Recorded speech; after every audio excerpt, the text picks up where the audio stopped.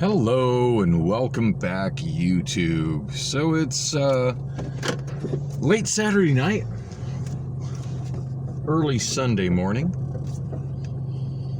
July 16th, 2023, 2:39 a.m. And yeah, everybody has left from Royale Lounge except for one guy that's in there helping clean and the bartender. I actually stayed and packed up my system. Ooh, I better hurry, I'm gonna miss this light. Feels like I'm coming out of an alley right there off Oak. A piece of Oak is so weird. Yeah, I decided I'd go ahead and pack up all of my gear that goes into the suitcase. There's still, my speakers are all there. Pulled the power cords. I haven't pulled the, I pulled one of the XLR cables. Anyway, the Voco Pro microphone and receiver. You know, I was gonna bring my computer monitor, but I forgot to grab it. Not a big deal. Keyboard is still there. Speakers are still there. Other than that, all the stuff that goes into the suitcase, I completely packed it up and brought it with me for two reasons. A, the situation with Joyce and the way she called me when I got there, and I guess the bartender was not expecting anybody either. She said she was under the impression there was not going to be a DJ tonight. So, which is really weird because like I talked to her, the bartender, not Joyce, but I talked to that bartender. She was there when I was there Sunday night, and it seems like I had said that, you know, was there telling people that, yeah, I'll be back next week. I don't know where the miscommunication happened. It just feels really weird though. But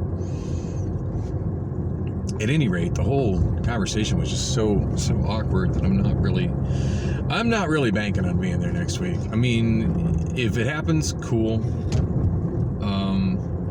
I said I'm gonna get a hold of Joyce as soon as I head out to get my stuff.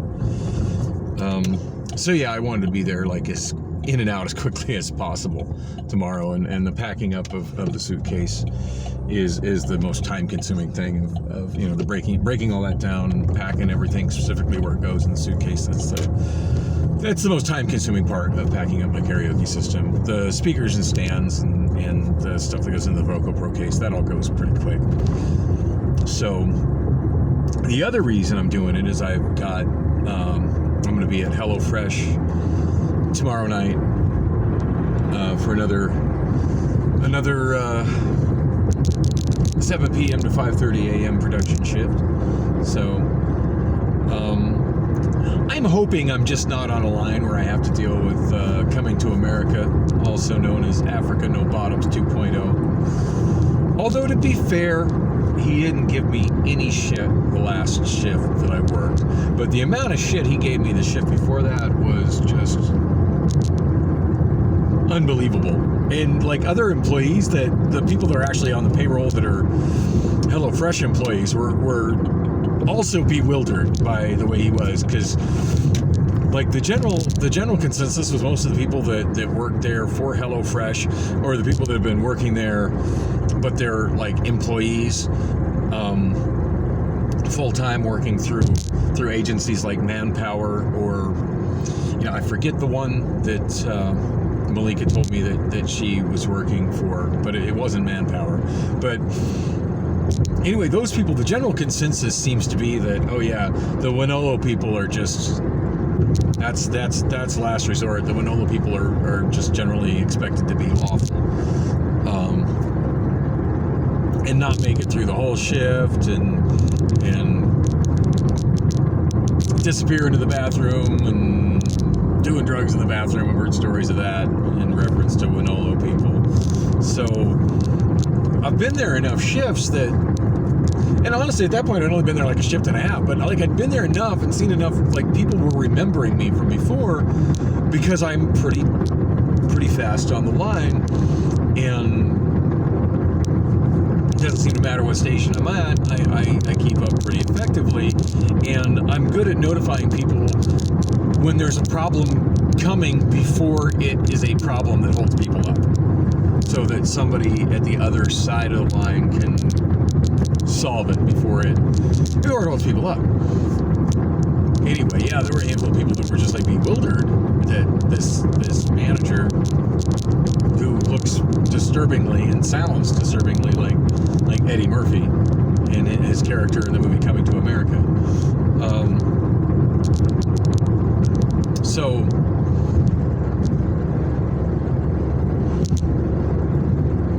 anyway, I shouldn't stress about that, because it wasn't a problem my last shift, and if it wasn't a problem last shift, I can't imagine why it'd be a problem this shift.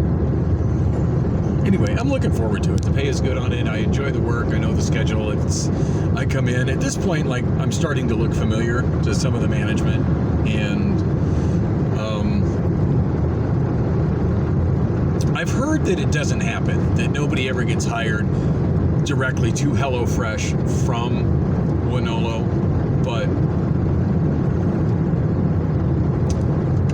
and maybe it's a matter of policy. Maybe it's a hard and fast policy. I don't know at this point. But if there's a possibility for me to get hired directly on to HelloFresh, I would take it in a heartbeat. But yeah, the guy that I talked to at Manpower, I was looking at entirely too much delay between like me saying, yeah, I'll do it, and when I would actually get a paycheck for that to be even remotely feasible. I don't have anything scheduled for Winolo ahead of that, but I'm pretty confident. Jobs seem to come through the app pretty consistently, and didn't hear back from Michael today regarding DJing at Newtown, but hopefully I can touch base with him tomorrow or Monday. Still bewildered that my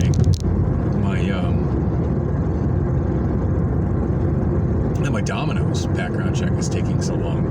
I'm bewildered that Domino's even does background checks, to be honest. Like, the last time I got hired at Domino's, I had been out of prison for a month, maybe not even a full month. I'd definitely been out of prison for less than 6 weeks the last time I was hired at Domino's. Now, granted, I wasn't driving, but I was answering phones and I was cutting pizzas and working the back end of the oven, occasionally doing food prep. But mostly they kept me on the phone because I was really, really effective as a phone person. And a lot of the people that they had there weren't. And I seem to be really good at alternating between doing the phones and doing the back end of the ovens.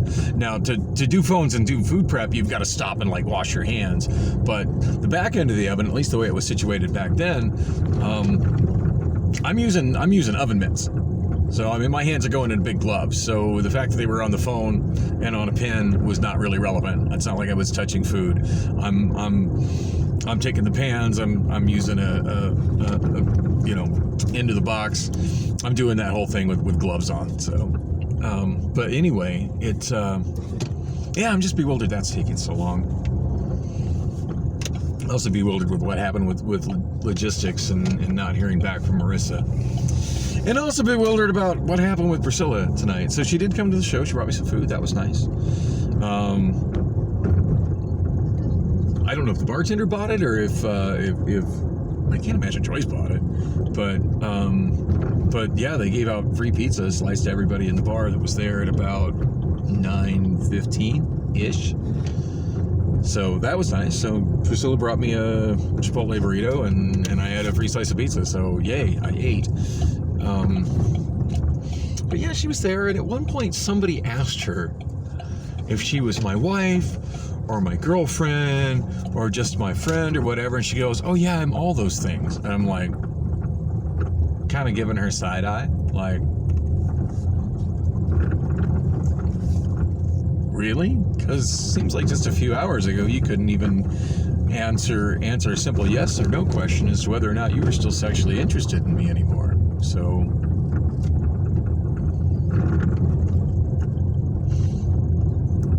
Anyway, she had kind of asked me to come to her place, and I'm just like, if I come to your place, because I mean, 2 Saturday nights in a row, I've come to her place and gone into her bed, and I'm naked waiting in her bed, and she never arrived.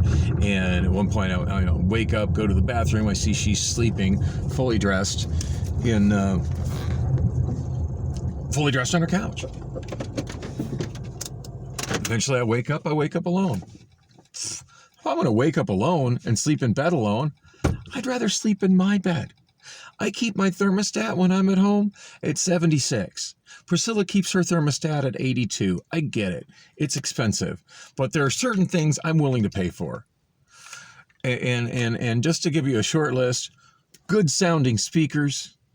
Granted, I don't have that in the car, but that's a separate tragedy. Good sounding home theater. Quality cheese. I'm not eating that fucking taste like goose slices. Quality cheese. And air conditioning that's comfortable. And Mountain Dew. I'm not doing without those things. And I mean, like, right to the brink of just, I'll make that happen. I'm not doing without those things. I don't do without Mountain Dew when I'm fucking homeless. Hello. So yeah, being at her place sweating is not appealing to me right now. She said I wouldn't be able to park in her place. I'm like, yeah, I really don't feel like parking I really don't feel like parking down the block and having to walk in. I said, no, honestly, I think I'd just rather go home. She's like, well, let me know when you get there and I'll join you. So I'm debating as to whether I actually want to do that. I probably will, but yeah, something's got to change. I'm not happy. And the fact she would be telling people that she's my wife is just, yeah, your performance level is nowhere near where it needs to be, wife. The fact that you're going out and taking smoke breaks, my wife is a non-smoker. Simple as that.